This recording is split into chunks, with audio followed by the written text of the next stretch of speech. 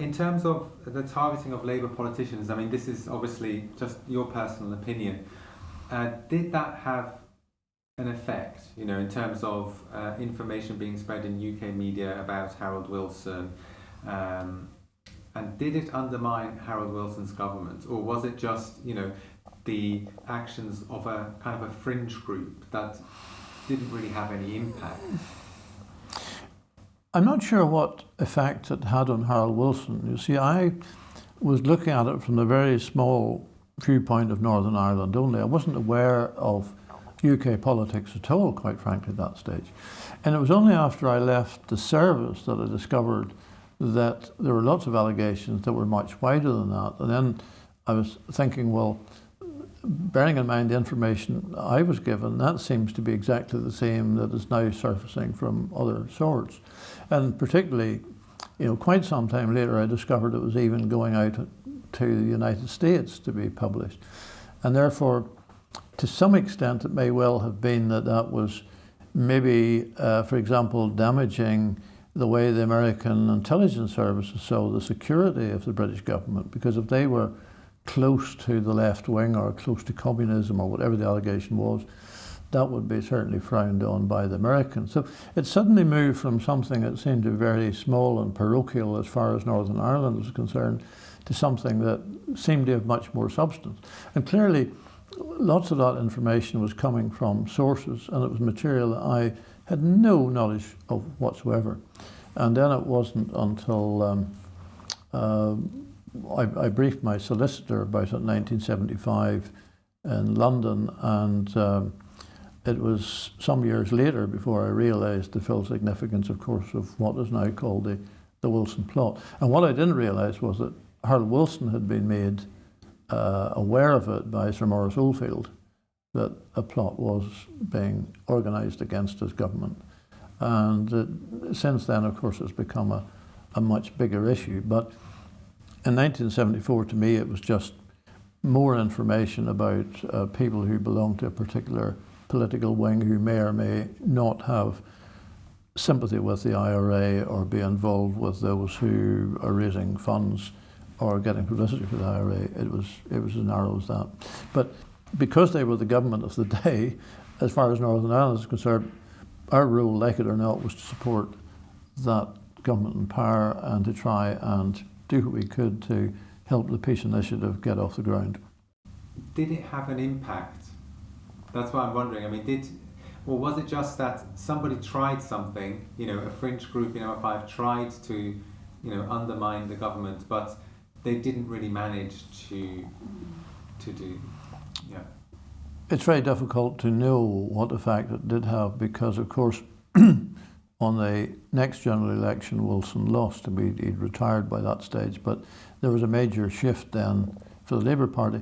Whether it had any effect or not, you don't know. But then I suppose that's the nature of this business, that so much work goes on in political campaigns to undermine or discredit your opponents that does it create a 1% swing, 2% swing? We don't know.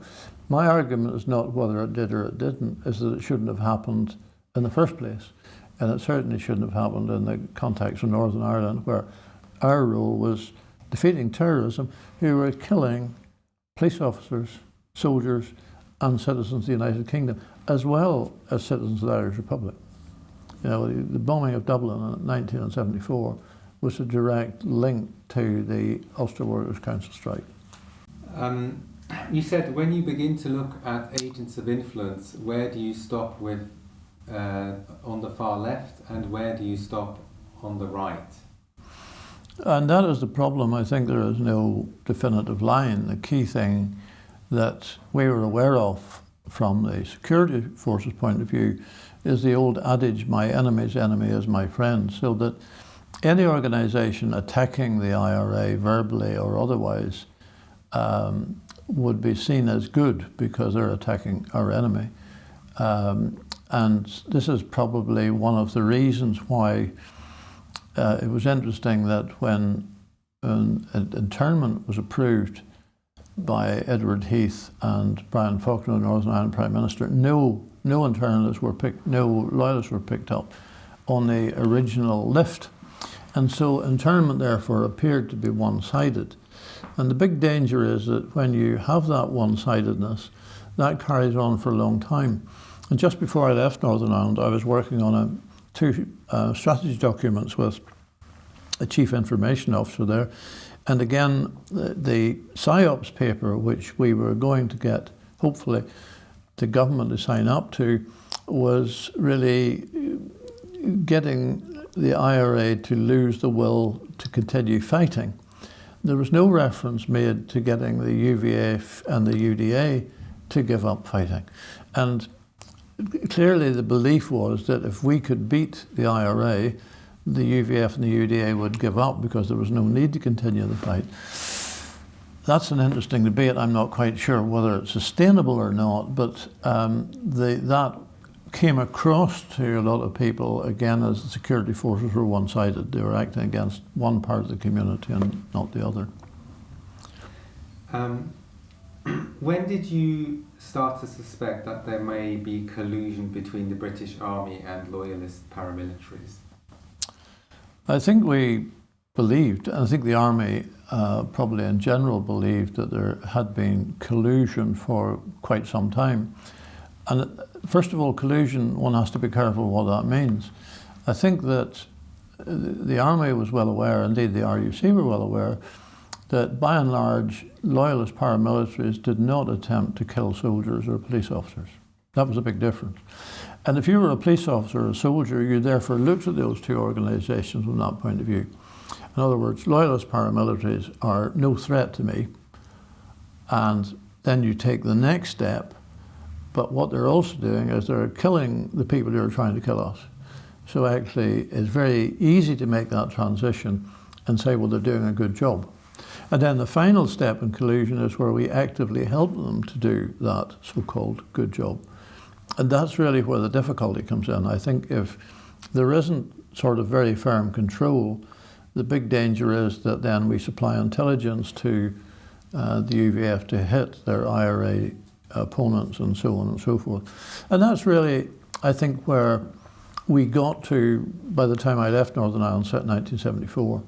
I think there was a link that was highly questionable between parts of the security forces and loyalist paramilitaries. You also mentioned that you had a few close friends that had been injured and killed. I had, there was a sergeant who worked in our branch, in our corridor. He actually worked with the scientific advisor. He wasn't involved in PSYOPs, but we knew him very well. Then there was a bomb disposal officer called Bernard Calladine. He was blown up and killed. I was watching television with him about an hour before he was killed. Another captain, David Stewart, a bomb disposal officer, who was killed just after arriving in Northern Ireland, who also knew very well. And I think once you actually know people who physically die as a result of the violence, it makes you even more focused on what you're doing and the need to be more effective. But it also makes you focused on things that are preventing you from doing that properly. And I think that was, as 1974 went on and we were trying to get over the setback of the UWC strike in terms of moving towards political agreement, this was all coming together. Now, it wasn't that I was disillusioned. I got substantive promotion in September that year, and therefore I suppose I felt a bit more self-confident in saying there are parts of this job really that I don't feel that it's up to me to be doing. Those parts weren't coming from my army bosses. That was the good thing about it.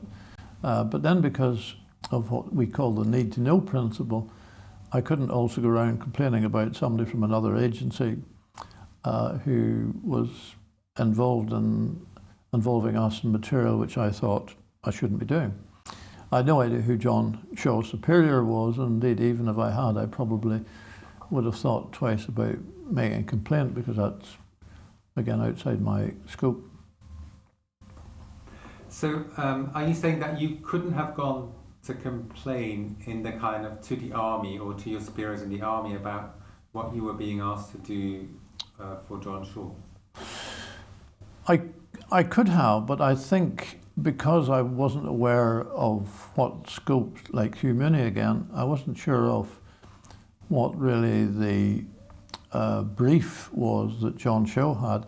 And the danger was if I then had complained about what he was doing, and of course he wasn't doing anything wrong, it was just information I was building into my system I thought was irrelevant to what I was doing.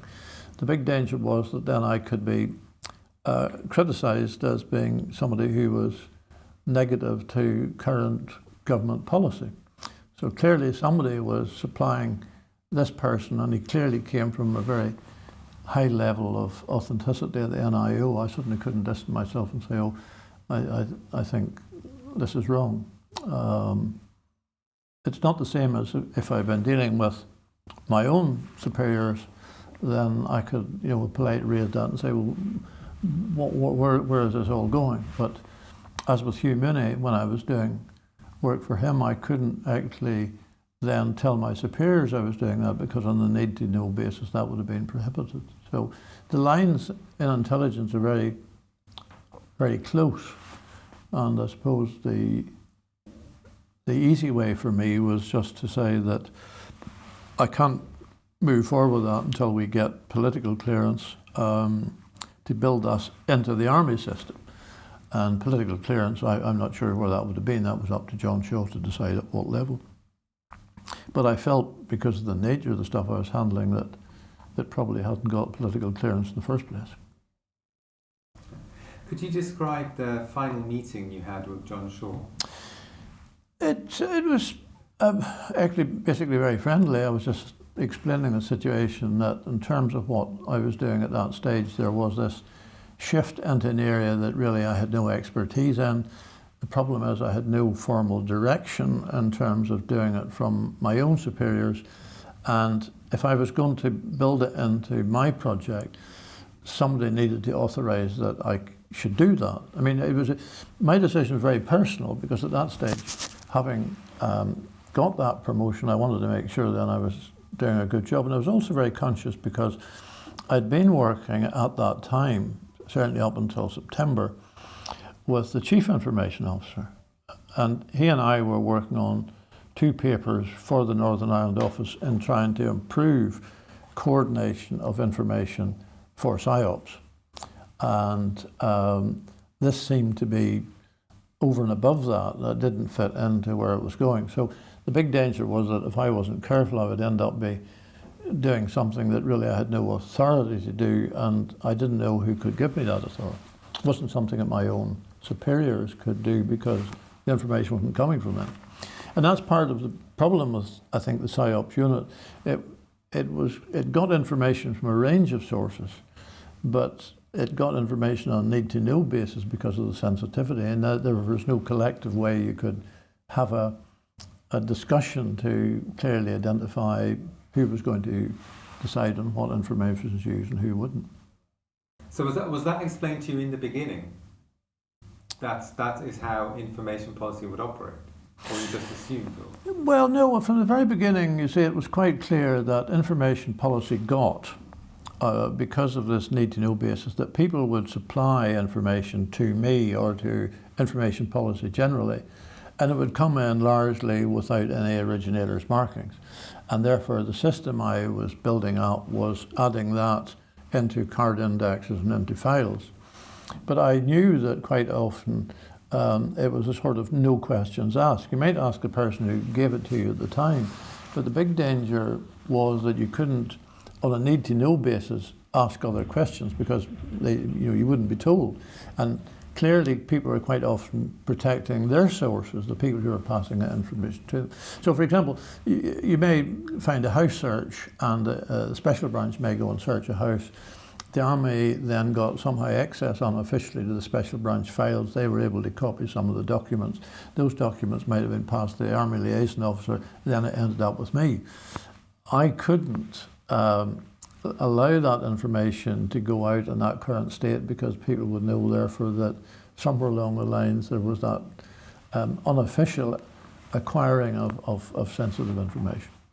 So it may sound bureaucratic, but of course In that real world, it's very important to protect sources, and that's why the need to know principle is strictly adhered to. What was Kincora and how did you learn about it? Well, Kincora has become synonymous with child abuse, but actually the activities that are now associated with Kincora didn't emerge for quite some time. I first became aware of William McGrath, who was one of the people convicted of child abuse at Kincora, in 1971. In 1971, he was leading a paramilitary group, just one of many loyalist paramilitary groups, and it was called TARA. And TARA was an organisation that was really designed to prepare for a doomsday situation by loyalists if there was an IRA campaign, or in fact, as McGrath said, the Irish Army might even invade the north. So it was that type of situation. What was interesting to us from the Army point of view at that stage was nothing to do with McGrath's sexuality.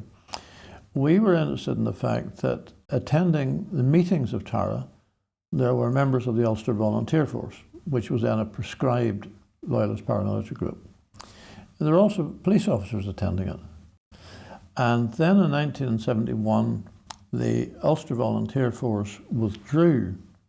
And some of the people in that group attending the TARA meetings had been involved in an organisation in 1969 which carried out some bombings. So the first bombings act in Northern Ireland were not carried out by the IRA, they were carried out before the army even arrived in the province by this group.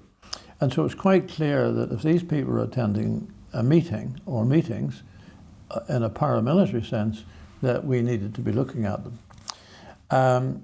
With the UVF out of TARA, our interest slightly in TARA then waned, and it was only later, and particularly in 1973, when McGrath issued a proclamation, and this proclamation was highly inflammatory. It was designed to make the Roman Catholic Church illegal. It was designed to say that all religious instruction had to be carried out by Protestant evangelicals, and also the idea was to do away with Catholic schools. Now, we now know that McGrath was really trying to incite violence because he needed that violence to justify the existence of his TARA organisation. But then it was much wider than that, because we were now beginning, as a result of that proclamation, Protestant clergy became very angry about what McGrath was saying. They realised he was trying to create sectarian strife. And there was then a dialogue that started about McGrath's sexuality and about he allegedly had a track record of abusing young people at the mission, the church mission which he ran. And so at that stage, as this information built up, we got a report that McGrath was involved in a vice ring which involved local politicians. And that report came in through a couple of sources, but ostensibly from the police. And later on I discovered that Fred Holroyd, a Special Military Intelligence Unit, he actually had the same information from RUC sources where he worked in Portadown. So this changed the dynamic of what McGrath was up to. And at that point, the army became quite concerned about that allegation. And so I was asked to encourage the press to look at what TARA and McGrath were all about. And that's where really I started in it, where the paramilitary TARA leader of McGrath and the so-called sexual predator came together. But that was 1973. And then really from 1973, 1974, more and more information surfaced until there was links with boys being taken out of Kincora. There was supposed to be a vice ring involved. All of these allegations were floating around, and indeed it became apparent to the army that some of the youngsters in TARA were also involved in the paramilitary organisations. One of those paramilitary organisations used a hotel for its meetings, and that same hotel was used with a paedophile group for sexually assaulting children. Now, those were the rumours. I don't know if they were true, but certainly at that point, the army was keen to draw attention. People have said that I was blowing the whistle on Concora. I wasn't. I was deliberately doing what PSYOPs does. I was planting information which we believe to be true about McGrath's role in that wider sense, and to try and get the press to go and establish the truth for themselves. It was fundamentally a police matter, but because of the political sensitivities of McGrath, his role in the Orange Order and so on and so forth, it was decided that the best way to do that was to leak it to the papers and hope that they would expose it, which eventually they did, but it was another 6 years before they actually did that properly. Wearing my PSYOPs hat, my main thrust at McGrath was that he was behaving in a way that was undermining the negotiations that were going behind the scenes between loyalist paramilitaries and the IRA. He was blaming those organisations for being communist. And the problem was that those organisations found the whole allegation of communism very threatening to them, and a lot of the damage that he did put back dialogue with the Republicans by quite some time. So he was very damaging to the government's own initiative to get that those talks off the ground. His sexual abuse was only a means of disarming him, undermining him. It was a way we thought the press would pick up, and the press could destroy him because of that sexual abuse, and therefore stop the way he was undermining the initiative. We were not targeting him because he was classed as a homosexual. We were attacking him because he was using almost political warfare to destroy peace initiatives. And what was MI5's involvement in with McGrath and Concora? I've no idea. The only thing that I did discover, of course, was that just after I left Northern Ireland, another intelligence officer came in called Brian Gemmell. He was told about the allegations surrounding the abuses at Concora. He wrote a report about them. He submitted that report to a senior MI5 officer, Ian Cameron, who then told him to stop investigating McGrath.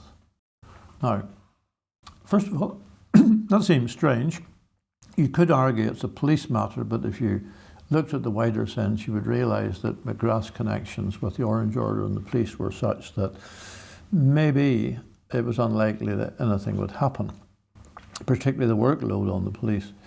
But then it was worse than that, because when the government asked Sir George Terry, Chief Constable of Sussex, to investigate why the RUC had not investigated, Sir George did not tell Parliament that Brian Gemmell, the intelligence officer, had written a report about the abuse, nor did they say that Ian Cameron's boss at MI5 refused to allow the police to question him. Now, I think if Parliament had known that the police were not allowed to question MI5 about the abuse at Concora, and that Brian Gemmell had been told to stop investigating it, I think there would have been a judicial inquiry. Parliament would have been outraged by that, but that didn't happen. And I think, therefore, that clearly that inexplicable absence to include that information raises very, very serious questions about the whole integrity of the Terry inquiry. To what extent the enemy is a creation of the security forces? Because, I mean, you said that in, this is what a lot of people seem to be saying, is that, say, before internment, it was internment and what people were reporting about internment was one of the reasons why the IRA gained so much in popularity, and why a lot of people decided to join the IRA. So what do you think about that? That's to a certain degree, the enemy is a creation of the security force. Part of the problem is that it's a catch-22 situation. You see, when the army came in, the violence stopped. Now, really thereafter, the army would, if the violence had stayed away, would have gone out of Ireland. There was no need for an IRA. The problem was that internment only came in because of violence, because people were being killed. And people didn't avoid being killed until after internment. There were killings and bombings before that. Now, of course, it got worse. And I think part of the argument that we've had from the very outset was the whole escalation of violence. And what you do is that it gradually gets higher. So one side responds with more violence, the next side has to do more and more. And this was the story of really what was happening in Northern Ireland at that time.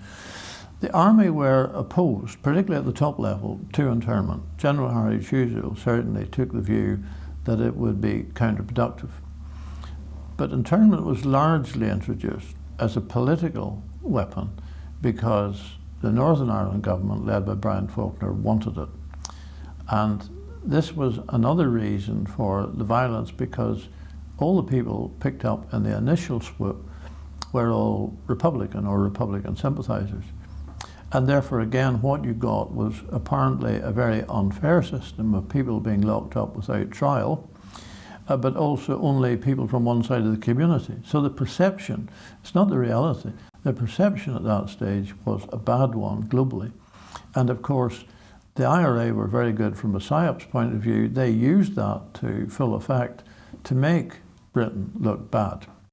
And then the whole use of interrogation techniques, which I agree were exactly the same as you would use in the army in training interrogation resistance. Yes, uncomfortable, but basically soldiers come through it without any after effect. But the concept of that being used on civilians was something that was virtually impossible to get across. So that period from internment on really became part of a very downward slope, which led then to an increase in bombing quite dramatically. But it also led to the formation or the growth of major organisations like the Ulster Defence Association. It grew into a massive organisation, which in turn really killed a lot of people. And so that it is a spiral, because the army was no longer just the target. The army was now the jam in the sandwich. It was caught between two sides. And to make it even more peculiar, the Ulster Defence Association, despite its activities, was not proscribed, whereas the IRA, of course, was. So there's a catalogue of perceived imbalance, unfairness. Now, whether that is right or wrong, and clearly, factually, it's right, the big problem is that perception is an enduring one, and there's a sense of grievance there that, of course, people don't fully understand. So I'm not supporting it, not supporting that method at all. I'm just saying that it needs to be seen from that point of view. There was a perceived level of unfairness in those early days. And that has stayed with us largely, I suppose, certainly as long as I was in Northern Ireland. Those memories are very hard to eradicate. You mentioned the interrogation techniques, but didn't, in the kind of first round of internment, weren't people, internees, subjected to a kind of new type of interrogation, like, you know, the 5 techniques? 5 techniques are not new. They've been used, you know, as the type of interrogation any soldier is likely to get if they're captured. So it's a standard practice by armies around the world. So things like white noise, hooding, stress positions, and so on and so forth. The idea is to make the person as comfortable, lack of sleep, all of those things are all part of interrogation.